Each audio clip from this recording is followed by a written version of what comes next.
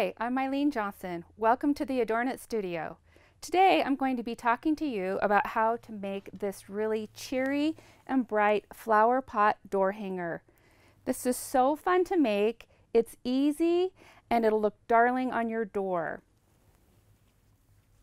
This particular flower pot we are using today, we have featured the Adorn It Rhapsody fabric line, and you can purchase this in a kit at maybe your local craft store, quilting store, or fabric store, or you can find this project in the Adorn It Rhapsody pattern book. So let's get started and let me show you how we make this really cute door hanger. As you can see, this door hanger is backed with burlap, and we've doubled the burlap to give it nice stability and allow it to hang on the door nicely, and so it makes it a really nice weight. So the first thing you're going to do is when you open up your kit or when you look at the pattern book is there are going to be pattern pieces like this. And what you're going to do is you are going to take your fabric and you want to have your right sides out and you want to sandwich in your batting in between two layers of fabric. Put your pattern piece down. And then you're going to want to mark around the outside of your pattern piece.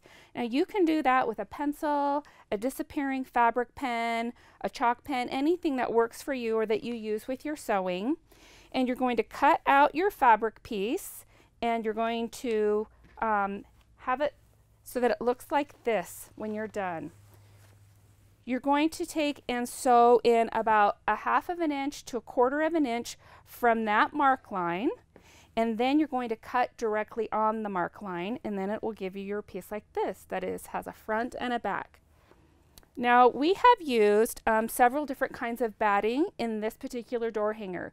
You can use whatever you have on hand or whatever you like as far as aesthetically how it looks, but we have used a high loft polyfill quilt batting for the flower, and then we've used just like warm and natural for the inside of the flower and the flower pot, just because we didn't want it to stand up quite so much.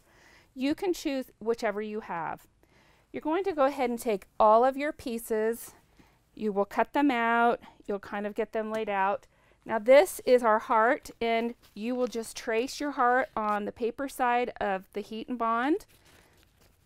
Iron it to the back side of your fabric and then cut it out, and that's what gives you that shape. And then you can just iron that onto the front. For these flowers right here, this is just a yo-yo. And so you take your fabric, and on your pattern piece, it shows you about where you should be gathering to give you an idea for that. And then you just take a thread and a needle, and then you just go around the outside edge, pull it tight like this, knot it, and then you just kind of spread it out. Make it nice and even looking, and then that's what you can set on your flower, just like that. So that's how we've made these flowers. And just tack this down when you're done with some thread and needle in just some various places. Now for our larger flower center, what we've done is it's a larger yo-yo, which is about this size. You'll gather a little closer in, about 1/4 of an inch from the edge, and then you'll pull it snug, same way that you did the yo-yo on the smaller flower. But with this one, we put a little bit of batting on the inside to make it a little more puffy, and then you will just adjust your gathers and set it down on here, and then you can tack it down a little bit, and then we have some wood pieces. And we have painted ours pink and white, but you could paint it any color that you want, any acrylic paint that you have. Let that dry, and then you would sew that into the middle, and then that kind of gives that look of being puffy there. We did the same thing with our leaves, except for our leaves, we sewed a zigzag, a tight zigzag down the middle for the leaf in the stem. Now, when you have all of your pattern pieces cut out and you have everything organized, what you'll do is you will set it out onto your burlap.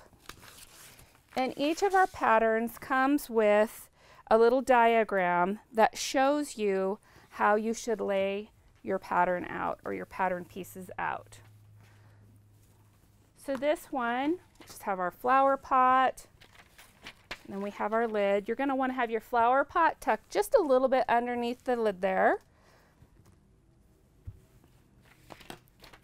And then you just start assembling your shapes all around until you get it to look just the way you would like it to.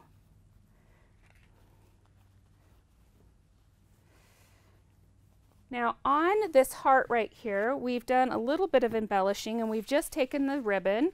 You start with your ribbon, and then you just do a little pleat as you go around on your sewing machine around the outside of the heart, and that gives you that little ruched look right there, and that's just by pleating as you go. Very simple. And then the same thing on the flower. We've taken our pink twill ribbon, done the same thing. And if you would like, at this point, since you already have everything cut out, you can cut out your fabric center of the large flower, set it down, and then put a line on it with your disappearing ink or with your marker, and then you have that to follow to go around, and then pleat that around your center of your flower. You'll just build your flower pot, and you can just really do it any way you want. It's really kind of a fun thing that you can even mix and match some of these things if you wanted to have one of these colors somewhere else.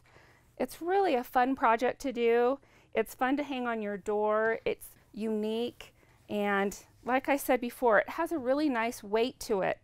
So then once you get all of these pieces positioned onto your burlap, you're going to want to pin things in place. And that's really important because the burlap has a little bit of give to it. It almost kind of wants to wiggle a little bit. It's, as you can see, how it has a lot of movement in it. So you're going to want to pin down all of your shapes. And then you'll just take it to your sewing machine, and in just various places you're going to want to use a top stitch and just stitch it down. And as you can see on this door hanger, it's not completely stitched down. You can put your hands in between there. It's just you want to tack it down. You don't need to sew it all the way around the outside. Once you have all of your pieces tacked down and you've gotten all of the stitching done and you have it on there just the way you want, the last thing that you're going to do is you're going to go around about an inch outside of your pattern shapes with a zigzag stitch. And the reason you do that is because burlap is really messy and it frays really easily. So if you use a zigzag stitch around the outside, then you can go ahead and cut away close to your zigzag stitch when you're done, and that kind of gives it an extra bit of bond or seal around the outside so that you don't get too much frayed edges. Another thing that you can do when you're working with your burlap is, if you can see here, is that we use tape and put tape down on our burlap, and then we cut, and that also helps with fraying and keeping it nice and neat also. So the last thing that you'll do after that is just put a little hanger on the back side, and you can use any of your extra ribbon or any of your extra fabric. Just put a little hanger back there, or you could take some wire, anything that you have that would work well to hang that on your door. And then that's pretty much it. Really easy. We have several in this collection of door hangers.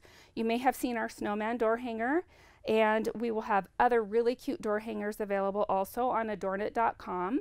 And like I said, these kits should be available in your local quilting or craft stores, but if you can't find them, please feel free to come to adornit.com and we would be happy to help you. Again, I'm Eileen Johnson. Welcome to the Adornit Studio, and thank you for watching the Flowerpot door hanger today. Thank you.